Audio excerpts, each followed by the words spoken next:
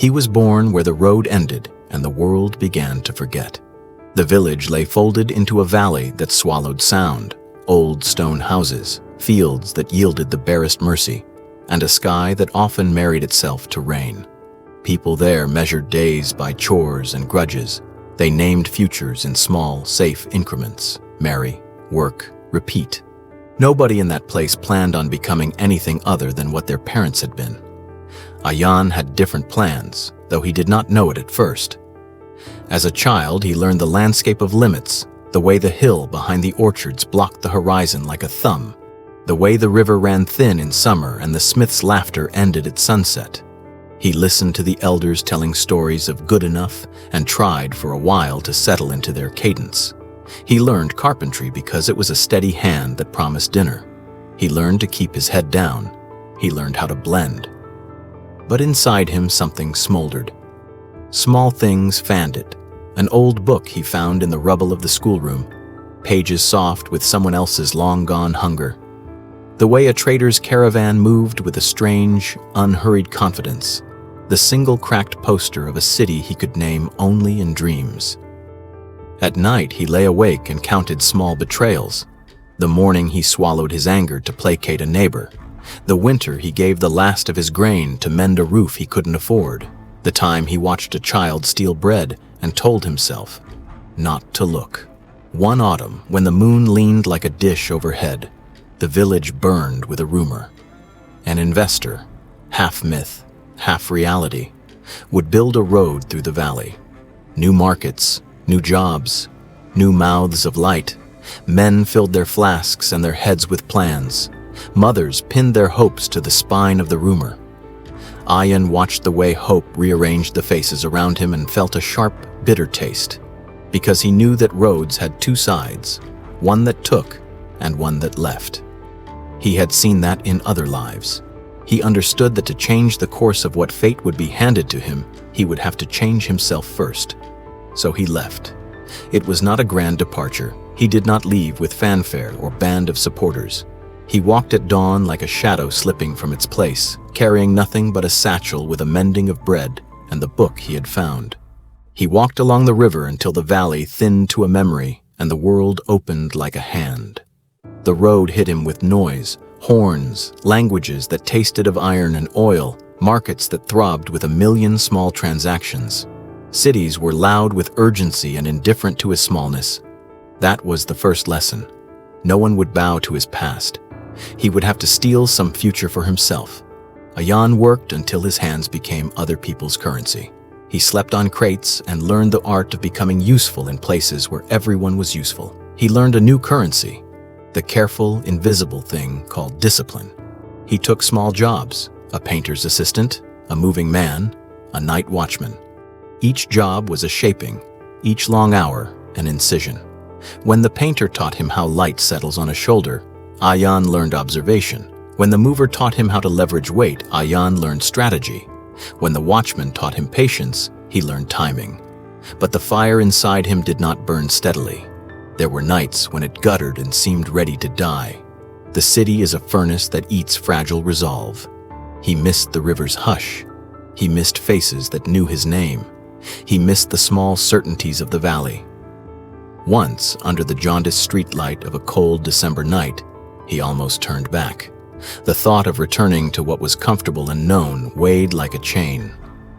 It was then he stumbled into a school for late learners, men and women who had come like him with their pockets thin but their appetite thick. A retired teacher there offered free classes in the evening, reading contracts, writing the languages of commerce, shaping sentences into portable power. The teacher was a woman with a kind cruelty. She did not coddle dreams, she measured them. "You will be mediocre," she told them on the first night. "Then you will decide if that is enough." She spoke not to break them, but to Ayan decided. The months rolled into a pattern of relentless smallness. Practice, stumble, repair, practice again. He read late into the night until his eyes learned new horizons. He took on a job at a warehouse and taught himself inventory systems. He saved what little could be saved. He learned to find the line between pride and hunger. The world rewarded no one for longing. but it rewarded those who translated longing into relentless action. Then, one spring, the investor opened the road to the valley. With it came machines and men with gloves and orders. The village changed like a garment in a sudden wind. Stores sprouted, houses were repainted, new laws arrived in suitcases. Old trades were swallowed and some came back polished. Men who had once said the valley would always be the same now argued about opportunity. Ayan returned to the valley for the first time because the investor's project needed someone who both remembered the land and could speak the new tongues. A translator, a coordinator, a man who could walk well between two worlds. They called him the Bridge. He was not proud of the name, it sounded fragile. But the work was a test of everything he had learned. Strategy, patience, the careful diplomacy of someone who could not afford enemies. He moved through the valley, fixing contracts, steadying tempers, building trust. He watched men who had always been cowards discover a sudden appetite for power. He watched the greedy and the desperate rearrange themselves like teeth. And as the changes came, Ayan changed too. He discovered an appetite he had not expected, the hunger to shape a system rather than just survive it. The valley was no longer a cage if you knew how to twist the bars. Power, he realized, was neither benevolent nor simple. It asked for an appropriate language, consistency, sharpness, an ability to say no as easily as you say yes. It demanded a mind that could keep its temper. It required the kind of solitude he had once fled, a hard, clean solitude that was not about loneliness, but about clarity. He learned to keep his intentions in the dark and let his work speak. Years braided themselves into results. The valley grew busier. Old families bought back land and opened shops. The traders' caravans became regular. People who had once whispered that this is the way things are, found themselves learning new trades. Ayan, who had left a boy with a satchel and a book, returned as a man whose hands shaped contracts and built bridges, sometimes infrastructural, sometimes of trust. Yet success did not soften the edges. He watched men he had helped become arrogant, and he watched friends drown in the thirst he had helped quench. He felt the quiet erosion of his own old heart, the part that had loved the simple river's hush. He learned the costliest lesson, that every choice to rise had a shadow. The higher you climbed, the more visible your faults became. The more you could do, the more you were asked to do. One evening, after the markets had closed and the valley's new neon lights hummed like distant bugs, Ayan walked to the old hill. The view had changed. Streets glowed where fields once glimmered.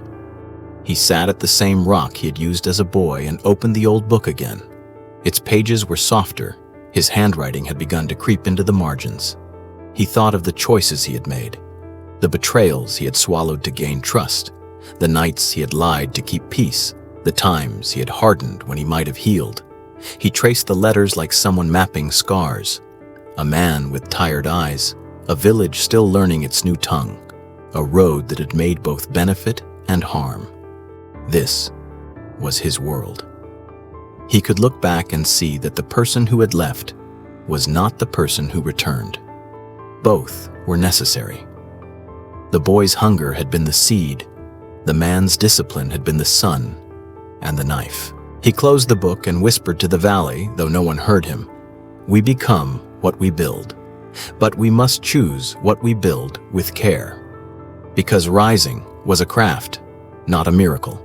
It was an accumulation of small objections to complacency, the refusal to sleep when more could be done, the choice to give when giving was costly, the courage to say no when the world expected yes. It was a daily war against the soft voices that told you to be content. It was the secret of turning pain into purpose, humiliation into strategy, longing into relentless work. Years later, children of the valley would point to the road and ask their parents about the boy who had left and come back. Some would say he was a legend, others would say he had simply taken advantage of luck. But those who had met him closely knew the truth in the margins. That change is a long, lonely task, stitched together from choices that no one else sees. They knew that the road had been built not only from concrete and steel, but from the iron of a man who refused to let his life be determined by the valley's edges. Ayan never called himself a hero. He called himself a work in progress. He remained at heart the same child who had once listened for a horizon, but he had learned to speak to horizons in a language they could understand: action. And in that language he taught the valley a new story, that limits can be rewritten, but only by the patient, disciplined work of those who are willing to pay the price.